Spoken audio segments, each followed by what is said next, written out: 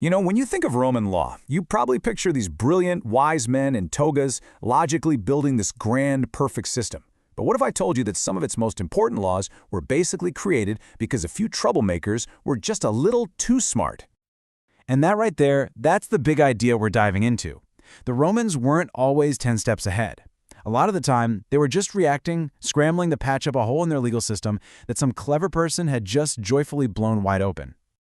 So that brings us to our first point. See, legal innovation in Rome wasn't always driven by some lofty philosophy. Oh no, it was often driven by the pure, simple humiliation of being publicly outsmarted. Okay, so picture early Rome. At night, the streets are pitch black. I mean, there are no patrols, no streetlights, nothing. And one particularly sharp criminal realized this was a golden opportunity. Now, here's the thing about Roman law. It loved witnesses. It needed proof. It needed certainty. But at night, a victim could only say they were robbed by, well, a shadow. They knew they were robbed, sure, but by who? The system just kind of short-circuited, and this one thief just exploited that again and again and again. Eventually, Rome just got fed up. The pattern was impossible to ignore, so they changed the rules. They made stealing at night a totally separate, more serious crime. The sun was now legally relevant. This law didn't exist because theft is somehow morally worse in the dark. It existed because one guy figured out the courts went blind after sunset. And this just nails the problem, doesn't it? Victims were furious, the city was on edge, but you can't convict someone based on a strong hunch and a general sense of unease. Feelings aren't evidence. Rome had to change the law itself, all because they couldn't convict on vibes alone. So after Rome figured out how to regulate the dark, new innovators started looking for other accomplices in the world around them, things like gravity and even geography. Right, so Rome was full of these tall apartment buildings called insulae, and someone living up high realized something fascinating. If you just drop something on someone from your window, have you technically assaulted them? See, Roman law was super clear about direct violence, punching, stabbing, that kind of thing. But this was something else entirely. And that was the beautiful, maddening simplicity of it. This person would just accidentally drop roof tiles, pots, whatever was handy. And when they were dragged in front of a magistrate, the defense was perfect. Was it a violent attack or just an unfortunate encounter with physics? The courts had no idea what to do. So what did Rome do? Well, they were forced to rewrite the rules. They had to expand the very definition of liability. The new law basically said, look, if something falls from your window and hurts someone, you pay. Period. Intent? It didn't matter anymore. Rome just did not like being outsmarted by someone using gravity as a co-conspirator. Oh, this next one? This might be my favorite. While one guy was weaponizing architecture, another one was rethinking geography.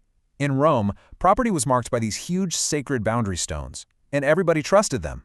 Well, almost everybody.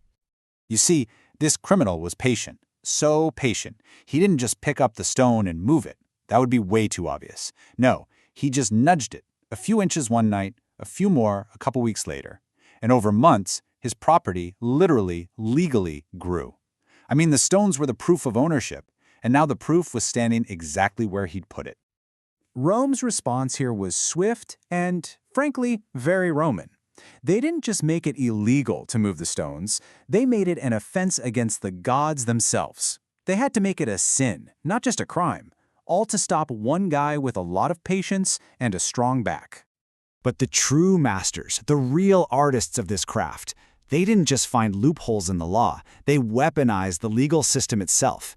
These folks weren't breaking the law, they had just read it so carefully that they could turn its own rules into weapons.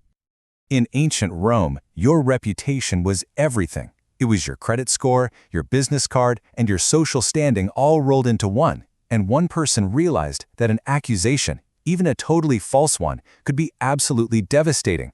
Because while the wheels of justice turned slowly, gossip moved at the speed of light. This person would just publicly and very strategically accuse their rivals of all sorts of terrible crimes. And by the time the rival was officially cleared, the reputation was already toast. Business partners were gone, allies had vanished, and the best part for the accuser? They just walked away, totally scot-free. It was a perfectly legal way to ruin someone's life. You can just imagine the magistrates shaking their heads thinking, okay, this can't be right.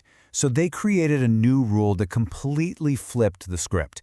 It made the accuser just as legally vulnerable as the accused. Suddenly, this kind of reputation warfare had a real cost. And this really gets to the heart of it, doesn't it?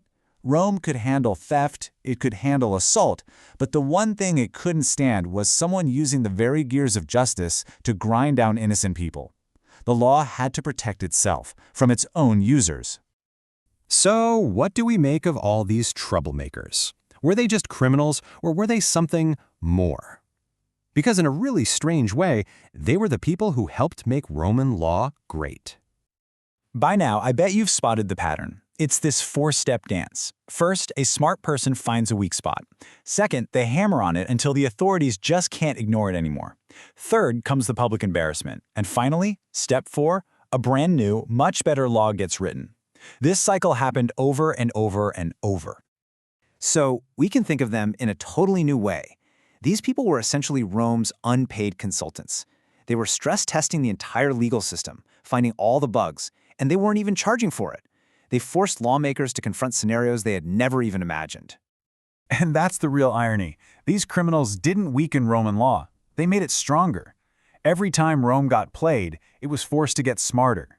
Its legal code became one of the most sophisticated in history, not through some grand design, but through a long, messy, and frankly, embarrassing process of trial and error. And here's why this really matters. This isn't just some dusty old story about Rome. This is how all legal systems work, even today. Think about our complex laws around cybercrime or financial fraud. Why do they exist? Because someone, somewhere, found a clever new way to break the old rules. Our own laws carry the ghosts of people who beat the system, forcing it to adapt and grow. And that's the final thought I want to leave you with. Behind every dense, super-specific clause in a contract or a law book, there's the faint echo of someone who once completely ruined everyone's afternoon by being just a little too smart for the rules as they were written.